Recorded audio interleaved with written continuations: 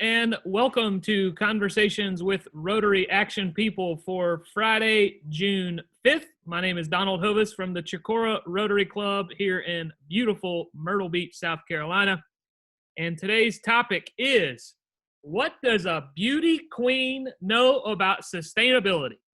And our special guest from the Carolina Forest Sunrise Rotary Club right here in beautiful Myrtle Beach, South Carolina, Miss Brook Boo. Good morning, Brook. Good morning, everyone. So glad to be here. We are excited you're here as well. You've got your sash on, you got your tiara on. I know our Rotary District is going to enjoy your presentation. To kick us off today, the vision statement of Rotary. Together, we see a world where people unite, take action to create lasting change across the globe, in our communities, and in ourselves. Next, we'll introduce a few key dignitaries on the line here.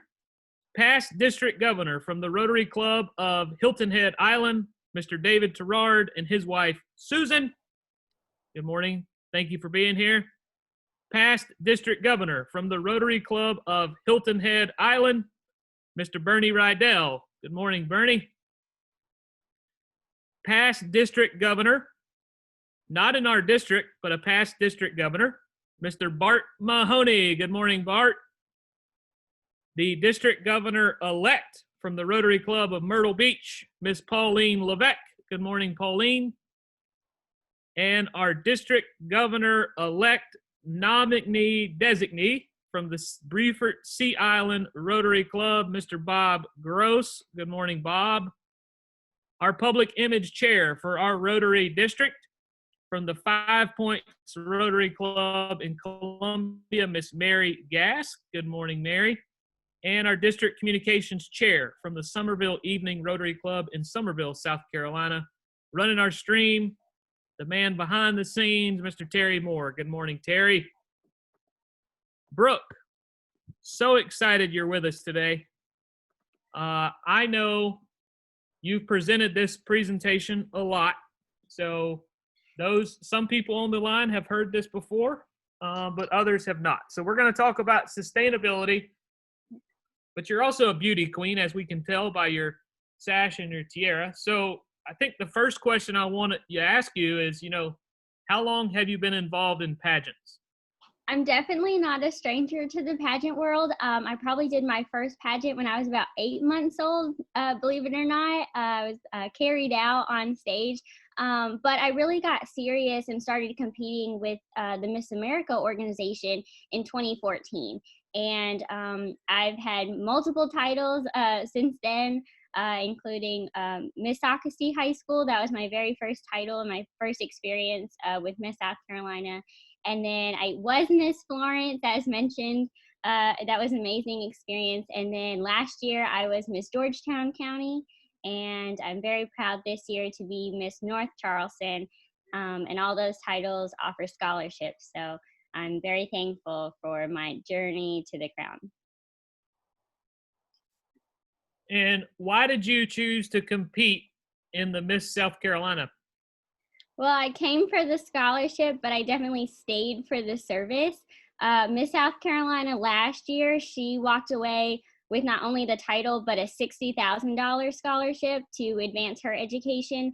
But, as you all know, the Rotary motto is service above self.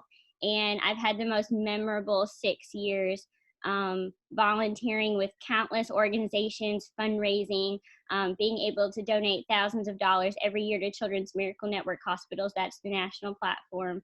And also advocating for my own platform and social impact initiatives, which have changed over the years. So I've gotten to become very knowledgeable in multiple areas that needed service in the community in the state. So that's my why, and it's my favorite part of every year is going to Miss South Carolina. Is there going to be a competition this year? So unfortunately, there won't be one this summer. It would actually be at the end of the month normally, the end of June. But due to COVID-19 and to protect all of our wonderful title holders and all the volunteers, we will not be having a Miss South Carolina this year. We have postponed it to 2021. So every contestant currently she will have the opportunity to win the title of Miss South Carolina next year. All right. So can you define sustainability for us? Yes, so the official definition of sustainability is the avoidance of the depletion of natural resources in order to maintain an ecological balance. Sustainability is one of the biggest issues faced by mankind at the present. There's absolutely no part on Earth that is now untouched by the effect of human activities. We have plastic trapped in glacial ice. As litter is on the ground, and then we have volcano formations, you actually have rock and plastic embedded in that rock, and even plastic present in the deepest of trenches. So human impact on the earth is everywhere, and that occurs several ways.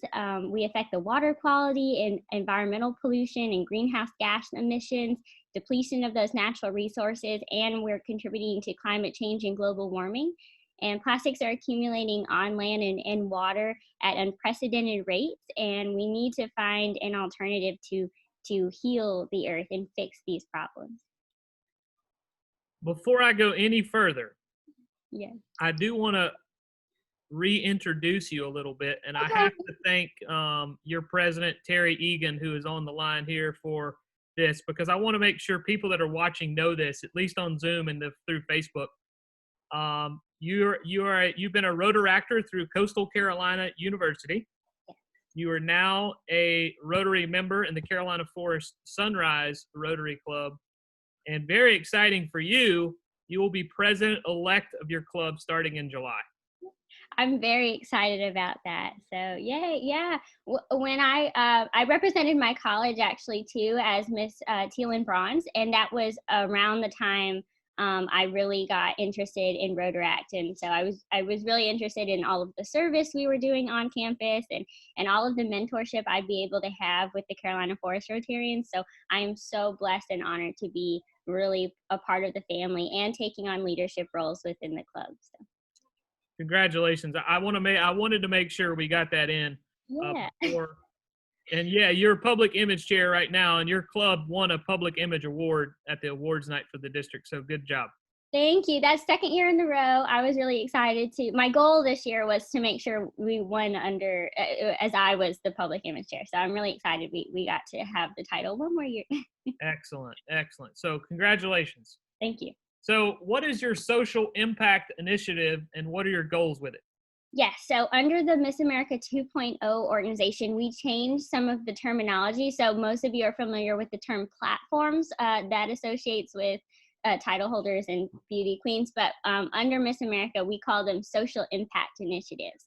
So I've elected my social impact initiative to be The Future is Green, Sustainability Takes All of Us. And my goals are to spread awareness and put an end to global pollution, because environmental sustainability is necessary for survival. My future plans and events, and some that I've already completed, include tree plantings, conducting community cleanups, attending festivals and visiting classrooms, just continuing that conversation, advocating for the issues, letting people know how they can get involved, and just really planting those seeds for the younger generation that it's important to be sustainably conscious and letting them know you're never too small to make a difference in the world. So how are you currently engaging your Rotary Club to be sustainable and follow along with your social impact initiative? The future is green. Sustainability takes all of us. I hope by being present in the club, I've made an everlasting impact. And that's really what the Future is Green is all about, is just inspiring people to take initiative to make those changes in their life.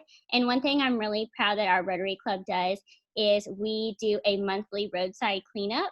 It's been a little affected by COVID-19, but I think it's really important, and it shows that any Rotary Club can do this. It's not just limited to coastal region residents, but really anybody, because plastic reaches the oceans by the rivers, and rivers are really the veins that reach the artery, if the artery in this case can be the ocean. So it can definitely be a national push and something that all Rotary clubs can pick up. So can you tell us about ocean plastics and the Great Pacific Garbage Patch? Yes, so plastic, based on its chemical composition, floats. So that's, as I mentioned, rivers transport these plastics to the ocean. So scientists have found this Great Pacific Garbage Patch, and because of the currents of the ocean, they all accumulate in the middle of these oceans and these gyres. And this specific patch is approximately 1.6 million square kilometers in size. That's about twice the size of Texas, and it's just floating in the middle of the Pacific Ocean. And if you take sea turtles, for example, after they hatch, these sea turtle hatchlings will make their way to the middle of these oceans, these long, long migrations for these animals that start out being very, very small in the palm of your hand. And floating amongst all of the seaweed and the sargassum and things that they are going to eat, we have all this plastic. So it's living, all these different organisms are living in this, unfortunately, in the middle of these garbage patches. So that is definitely what's out there, and not a lot of people get the chance to see it. So how can we help, and what tips do you have for us? Yes, so I love getting to talk to people, because this is what really I feel like can make an everlasting impact and really inspire people to get involved with. So probably one of the easiest tips I can give you is to choose reusable products instead of single-use throwaways.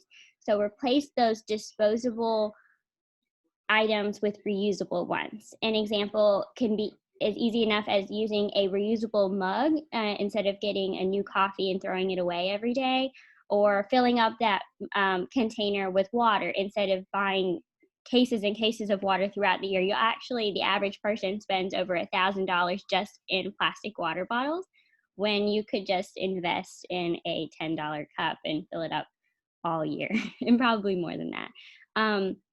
So simple as enough as just avoiding those plastic lined coffee cups, shopping bags, plastic utensils, straws, takeaway containers, saran wrap, all easy things to replace. And it's nice for the pocket to save on those as well. You can prioritize your packaging. So when you're shopping at your local store, choose foods that are packaged in glass, tin, or a paper material. Also, something as simple as refusing the straw when you guys go out to eat tonight. Make sure to tell your waitress that you would prefer your drink not to have a straw in it. And also, something kind of surprising is cut down on cigarette smoking. Cigarettes are the #1 found item at cleanups, and they take about 100 years to degrade. And they also leach toxins into the environment. So just by taking care of your own body and quitting smoking, you'll also be taking care of the environment. And lastly, another tip is to get out and vote. Get politically involved in your community. Vote for candidates with really strong environmental platforms. Urge your representatives to pass stronger policies to limit greenhouse gases, fight for climate change, and protect our wildlife and public lands. And those are just a few tips. There's so many more. I think once you kind of get the bug on how I can be sustainability, you'll find books and blogs and magazines, and there's so much resources out there. We had a comment come across, and I think now is the right time to say this comment before I go forward with any questions. And it's exactly spot on. Okay. You're right. Beauty and brains. Yes, and that's what Miss America 2.0 is all about. She can be anybody. We're not just looking for someone to be on a magazine or on a float parade. We're looking for someone that's a speaker and that is willing to speak about these issues and actually be the change and kind of I believe a beacon of light, especially with what's going on right now. So definitely the brains is a little bit more important. We've even upped the point system so that what she is saying weighs so much more heavy than what she looks like in competition.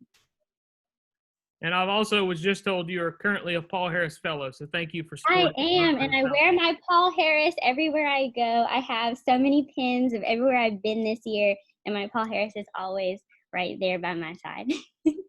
That's awesome. Thank What I will say is, if you're watching today and you have a question for Brooke, please put it in the chat box. If you're watching over on Facebook, please post a comment below the stream if you have a question for Brooke. We'll get to your questions here in just a few minutes. And we've got a lot of people on here, so we want to know who you are. Post where you're watching from and your Rotary Club here on Zoom, in the chat box, and on Facebook in the comments. The next question, I think, is really, really important. So what does the world look like during COVID-19? So interestingly enough, pollution and greenhouse gas emissions have fallen across continents and across countries that reinforce social distancing and staying at home. And with all of these travel bans and people not using airplanes in their cars, all of that cuts down on greenhouse gas emissions. Pollution in New York has reduced nearly 50% because of the measures to contain the virus. Also in China, emissions have fallen 25% since the start of the year. In Europe, we have satellite imagery that shows nitrogen dioxide contents in the atmosphere. Those emissions are fading away over northern Italy. We see the same thing in Spain and across the UK. There's also even satellite imagery made specifically for South Carolina, so you can see the NO2 reduce over time, which is very interesting to me. I love maps. And I just think that these times of change can lead to the introduction of lasting habits. So I hope we see a lot less driving in the future. But I think it's very important to note that as carbon and nitrogen emissions have lowered, unfortunately, plastic never goes away. Us changing and staying inside is not going to affect how much plastic is out there. And it's probably even increased as people are taking more steps to be more sanitary and a more sterile environment, and especially with medical waste as well. So it's definitely a permanent problem unless we do something about it. Those of you watching on Zoom, you see in the chat box a comment. Now, I think we need a picture of this, Michael. He says his trousers are made from recycled water bottles. Yeah, there's actually a lot of textile industries becoming more sustainable and using more sustainable sourcing of their products, and even using these water bottles. So that definitely takes plastic water bottles out of facilities and out of waste centers. So that's definitely helping in the space. You may want to, if you're gonna invest in synthetic materials and textiles, you may want to think about getting a filter for your washing machines, because sometimes those synthetic fibers are they'll easily come out in the wash. So you don't want to release those back because microplastics are actually a very big part of the problem, especially with consumption. And so as little fish eat those microplastics, then we eat the fish, and then it accumulates in our body. So that's a whole other topic on how plastics affect health. So very, very interesting, and sometimes a little over my head with all the neurological problems that go along with that, but so interesting. And if you invest in those filters, they don't cost a lot, but they do have a big impact, and you'll be surprised how much you catch in those filters as well. Brooke, who's your role model and why? Yes, so my role model is definitely Greta Thornburg. You guys may have seen her in media and some of her speeches. She is a student and climate activist from Sweden. You may know her from her work against climate change. She's a popular example of youth activism. She's quite young. I think she's 14, but she's spoken internationally and has made a really big impact in Sweden. She started protesting in 2018 outside of the Swedish parliament and got many students to join her in that protest. In December 2018, she attended the UN Climate Change Conference. That was probably when the world kind of knew who Greta was. And she's received many awards. She's been on Time and People, and she was even nominated for the 2019 Nobel Peace Prize. Very inspiring. I bet. So in your bio, it lists you as a chirping bird. Can you tell us about that? Yes, so Greta was actually described as being a chirping bird, and the Chirping Bird Society is located here in Pawleys Island, but has members across the United States. And they raise awareness of the dangers of plastic to our health and our oceans. The simple answer to what is a chirping bird is any man, woman, or child in any shape or form or fashion, whether white, black, brown, red, or green, young or old, or in between, who is preparing to chirp, cheep, and Twitter about problems caused by humans. So chirping birds also honor and support these people that are bringing awareness and are challenging what we face and just being that constant chirping so that people are talking about it and keeping that conversation on the table. And that's so important right now. And we had 2 questions come in from viewers, but I know they're going to get answered with the next 2 questions I ask you. So here we go. How did you get involved with environmental science? Yeah, so I grew up in Myrtle Beach, across the Grand Strand. So I went to the beach every day and was exposed to that. I know not everybody gets that experience, but I had the ocean right in my backyard. And then I got to go to Coastal Carolina University, as mentioned before, and I just graduated in May of last year. And they are one of the leading marine science universities in the country. And I was so thankful that that was also very close by, and I was very exposed to students my whole life. Different camps and things I was in, those students went there and had a great experience. So I wanted that experience as well. I was fortunate enough to be an intern with the Winyah Bay monitoring program. So in Georgetown, I really spent a lot of time, most of my weekends, out on the water, collecting water samples, counting bacteria, doing fish population counts, and all sorts of things. We counted, we measured the E. coli in the bay, and we also had a lot of hurricanes that year as well. So a lot of my research went on how hurricanes affected water body systems. And then I also was selected to study abroad in Costa Rica at with the Ecology Project International at the Pequary Reserve. So I worked on leatherback sea turtles, and I did a lot of morphology research there, which is very cool because you get to really work up the turtle. And so I always say my job was to hug them because I took lots of measurements, every measurement I could on the turtle. And then since probably 2015, I was involved with the Wadey's Island Sea Turtle Patrol. So I was one of those ladies that go out at 5 a.m. and look for sea turtle nests throughout the summer, which I think really gave me an appreciation because you actually can see how much plastic is on these beaches before they're disturbed by anybody. And Wadey's Island is nobody lives there on the island. So it's definitely a reserve, and it's very pristine, and that's why the turtles love to select their nest there. And you definitely see the wash up. So there's nobody coming and leaving their trash. This is coming from the ocean, depositing on the beach. And that is an obstacle for these hatchlings that have just been born. So if they survive any predators, their next obstacle is this plastic, which is right there. And I picked up way more plastic than I ever saw turtles. And that's kind of was when I had the brainstorm idea. I need to talk about this and tell other people. And I'll echo your comments about Wadey's Island. Those of you in our district and watching, and you're saying, where is Wadey's Island? It's north of Cherry Grove. Yes. It only can be accessible via a kayak, basically. Right.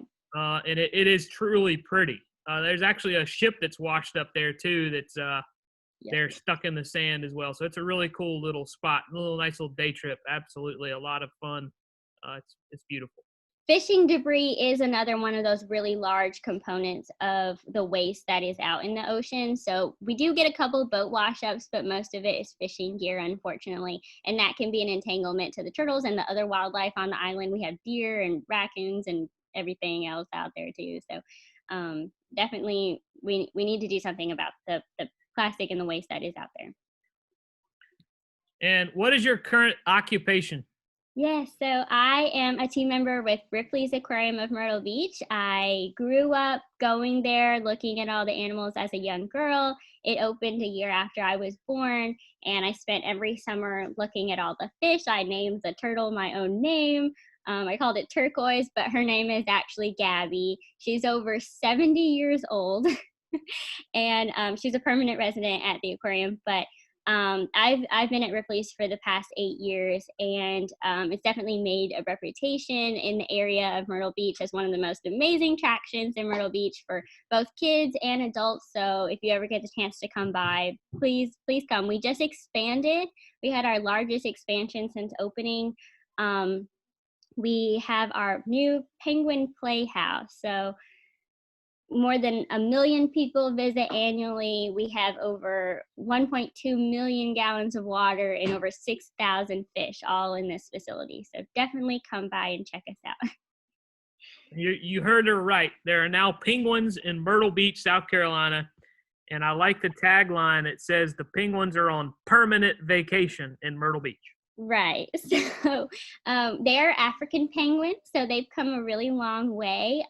We had them stored at our Tennessee, our Gatlinburg location for a while, and then we got some more from some other sources, but there's probably, I would guess, over a dozen in there, and 2 of them are our babies, so they're almost over a year now, so they're getting their mature feathers. It's very interesting. If you guys can't wait to see them, we do have a live feed video going in their enclosure, so go to our Ripley's Myrtle Beach website and you will find links to take you to the live feed. It's very cool. It is very cool. My last question for you before we go to questions here submitted by viewers, and we do have quite a few, and I thank you for those. What are your aspirations, and where would you dream to be in 5 or 10 years? I would love to be your Miss South Carolina next year. And then my goal is always to pursue my doctorate, my PhD in marine science. And then my aspiration is really to be an aquatic veterinarian at the Georgia Aquarium. It's an amazing aquarium. They've done documentaries. They even have a TV series. It's the largest aquarium in North America. They have whale sharks, which is very giant animals, and the only aquarium in North America that has these in captivity, these whale sharks. I've gotten the chance to not only go to the aquarium, but also dive in the tank with the whale sharks. Very cool experience for any of you divers out there. I highly recommend it. They're amazing staff and just blew me away with the whole experience. All right. So now, Brooke, well, thank you for what you've talked about so far. And I know these questions coming up are going to further our, knowledge today and your wonderful presentation that you've done for us. So the first one is, how much time do you have to invest or to represent in the organization, that being Miss South Carolina or Miss America, I should say?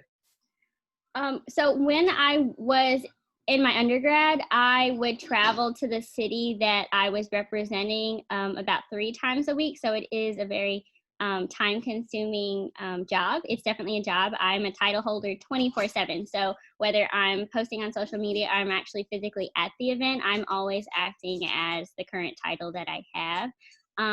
Thankfully, I'm graduated now, so I have lots more time to fulfill all of those jobs for the day.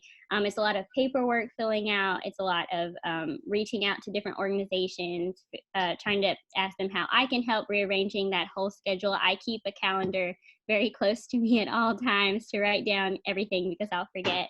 So I have to write everything down. But I owe a lot of that organizational skills to very early on in high school.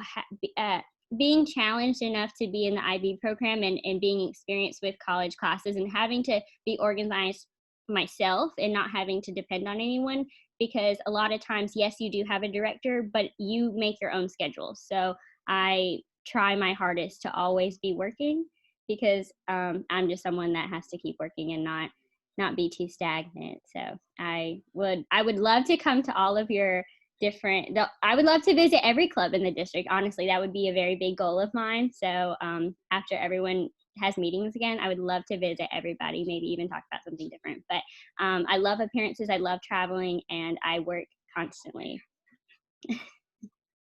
I think that is definitely understandable, and we appreciate your service. Next question is, have you heard about 4 Oceans and their efforts to clean the oceans? Yes, and they sell so much product, and all of that product has come from material that they have collected from the ocean, and they have made these products. They have the bracelets. So all of that plastic is being reduced. There's actually so many contests for students to really challenge themselves, be innovative, come up with these ways to remove plastic. We really need ways and people that can really take what's out there and not just extract some of it, but all of it. And at this point, I don't see us being able to ever remove every single piece, because we do have these microplastics. It's not something that can be filtered out. It's way smaller than any filter that we have or have ever made.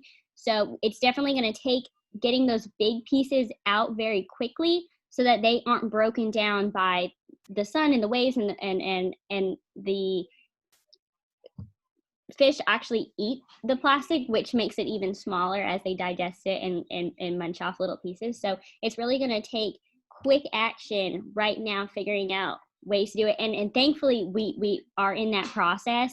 There's actually a ocean cleanup project going on right now that has 4 vessels that are globally removing this plastic, but it's going to take so much more of it, because if you can imagine, a garbage truck sized amount of plastic goes into the ocean every minute. So it's going to take removal, but also on the consumer end, stopping the purchase of this plastic, because if you are not feeding that company with the energy to make this plastic, then they will have to look for a more sustainable option. So I definitely support these plastic bag bans. A lot of these plastic producing companies really need to switch to a more sustainable product and these materials, and that'll take, 1, someone coming up with these materials, 2, finding a way to make them cost efficient, but really talking to your representatives, really talking to these companies, and having your voice constantly telling them that this is what they need to do, or we're not going to support you. Next question here from a viewer is, as a future Rotary president, what would be your vision for your club? And also, do you see yourself serving the district down the road, possibly as a district governor? Yes, I've even had someone from Rotary International tell me I need to work on the international level.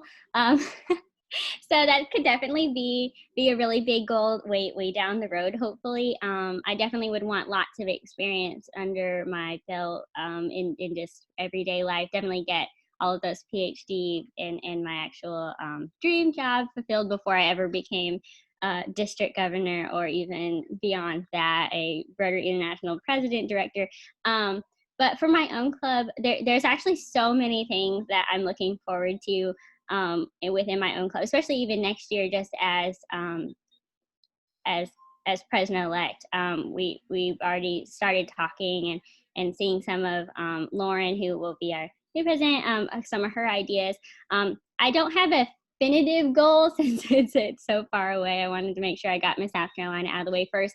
But one of my goals, especially as a title holder and hoping to be Miss South Carolina, that's 100 girls that could be interested in Rotary because of the networking aspect to it. There's so many girls who aspire to be doctors and lawyers and so many different fields, teachers.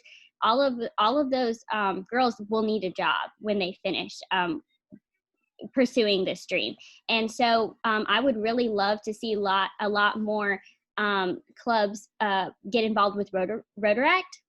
And there's even like Interact and Proact and all of these different youth that can be exposed to Rotary. So I would definitely love to instill a lot more youth in our district, and even in Rotary International. I think it would be great to kind of have these kids shadow different business owners and really expose them. I know they're in school and they have, but I would love Rotaries to be present on career day and things like that, and definitely get the youth involved so that we can build the future of the Rotary clubs.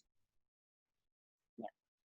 I will say, Brooke, you've got a lot of love here from your club on the phone and on the Zoom call here today. When I asked people to post where they were watching from, I saw Carolina Forest Sunrise, boom, boom, boom, boom, boom, boom, boom. So thank you, Carolina Forest Sunrise.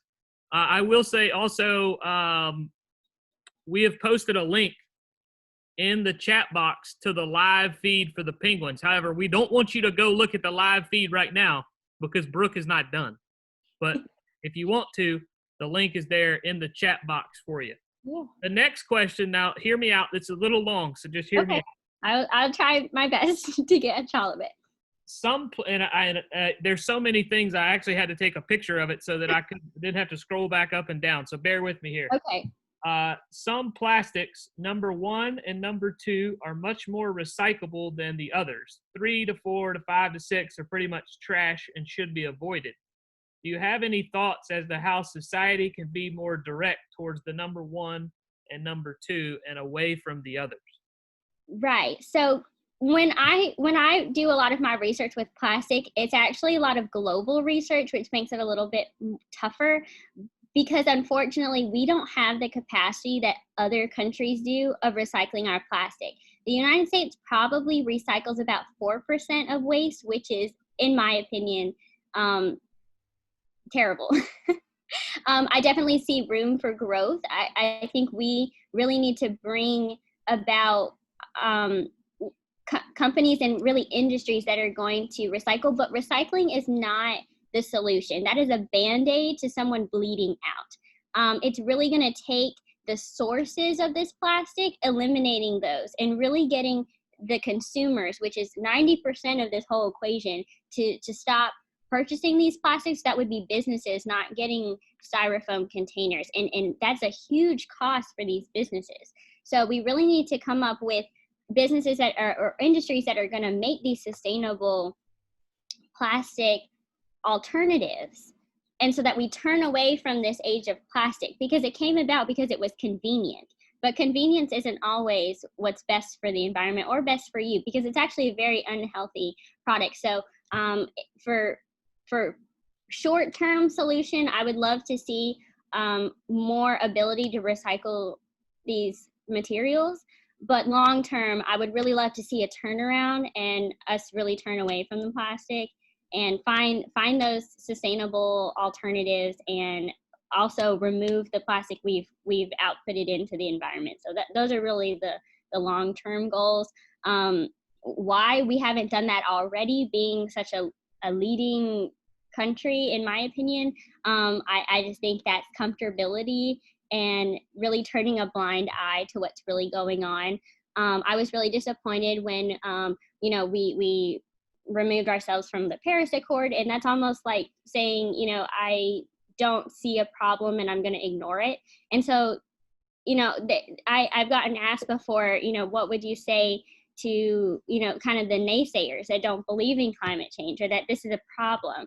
And really the only thing you can say is to just look with your own eyes, because there's giant whales washing up filled with plastic. 100% of washed up turtles have plastic in their gut contents. Millions of seabirds die every year due to plastic.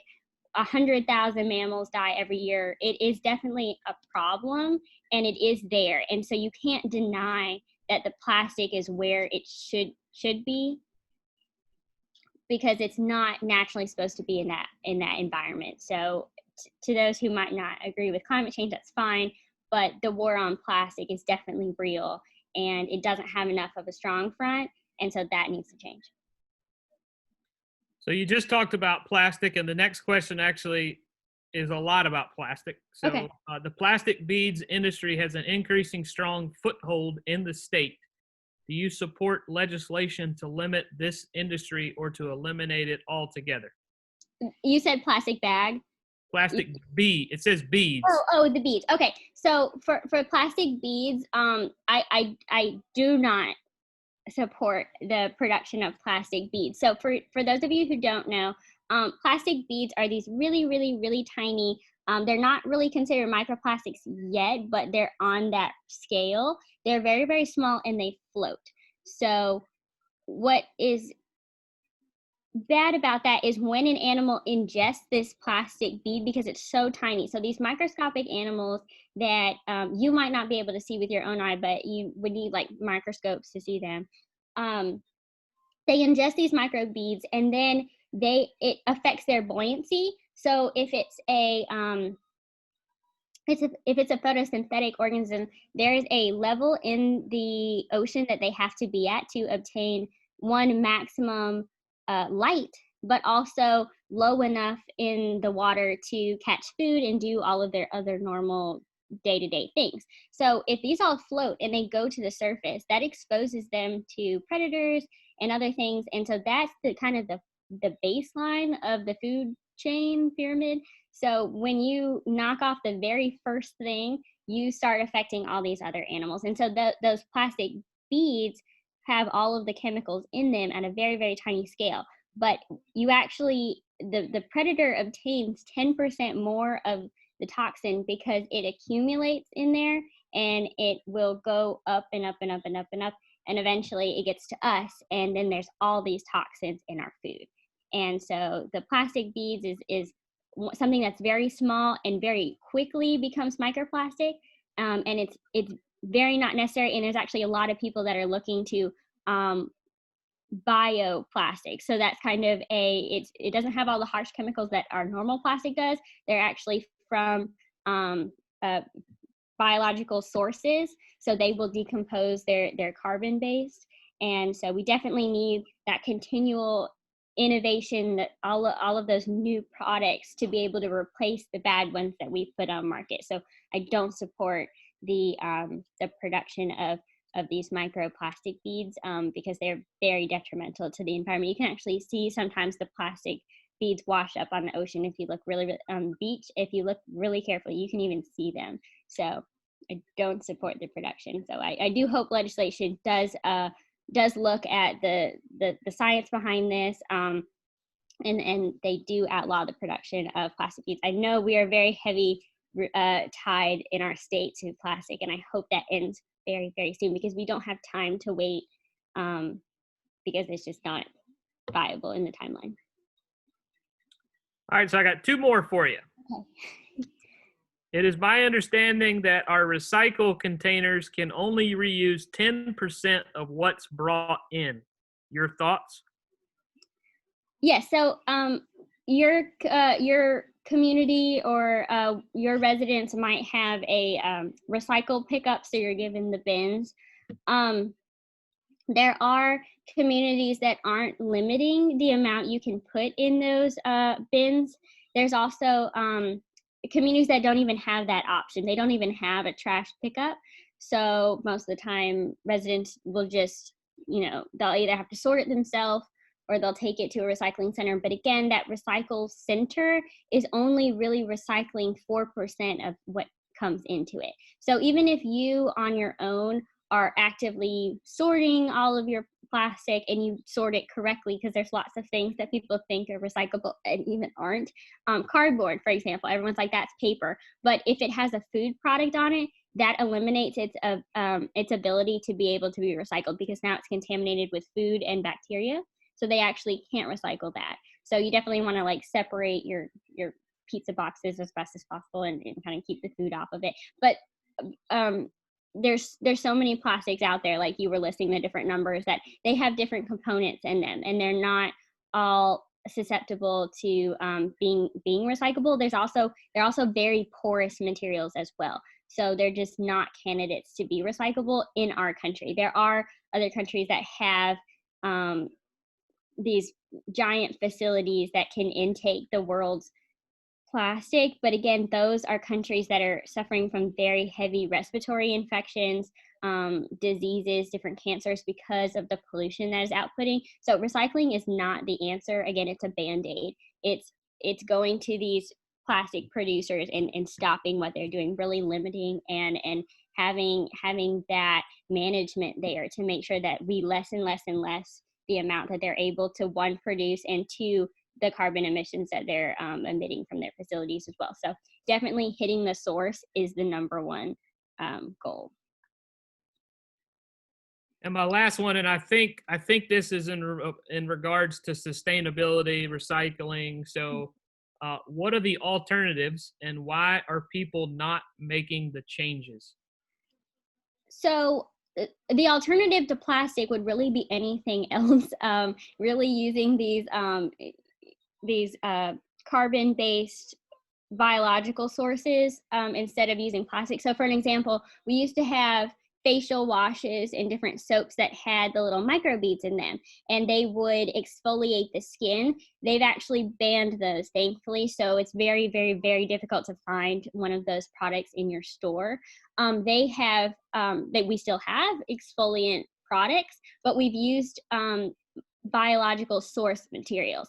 So we see more sugar scrubs. We see more of the you might visually see like a little bead in there, but it dissolves. So it's not going to be eaten by an animal or anything once you wash it down the drain. So there is steps.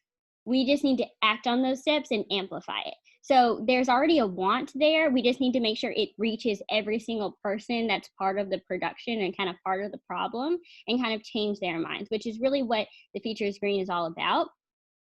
Is having that conversation with people and really urging them to say, this is what the people want. And we actually have to fulfill that. So people actually have to want to change, their product. They have to be comfortable with changing their product, and also the expense that goes along with that as well. Thank you so much for sharing your knowledge and everything today. Outstanding job. Really, really awesome. I am with your core Rotary, and I'll be president starting July 1 myself. And I'm going to get our president-elect to get you on our speaker schedule, because I think our club would love to hear you talk. Absolutely. Yeah, so, I hope that a lot of clubs kind of take something back with them. So, maybe this year, if they do any kind of donations, maybe the club can get like reusable bags to put them in, like giant canvas bags, so that the organization that's receiving the donation can also give those bags to people, and then they can use, maybe it's their staff, they can use it to go grocery shop. So it's really just being that initial say, I want to do something to not only, hinder what I was doing, but also having a great ecological impact as well. And that's really my whole point today. So I had so much fun talking to you guys. I hope that I inspired you to invite me back to your own club and kind of talk to your own members. And I have a different presentation if your club wants to book me, because really that's one of the few ways I can get service hours right now, being social distant, is just continuing this conversation via Zoom or even in person. So I would be glad to do that. Well, thank you very much. To wind us down today, we will close with the Rotary four-way test. Of the things we think, say, or do, is it the truth? Is it fair to all concerned? Will it build goodwill and better friendships? Will it be beneficial to all concerned? Thanks again. We'll see you on Monday for the next Conversations with Rotary Action People. That's a wrap for Conversations with Rotary Action People for Friday, June 5th. Have a wonderful weekend. I'm headed to Rotary, first meeting back right after this. So see you guys on Monday. Take care. Bye. Thank you.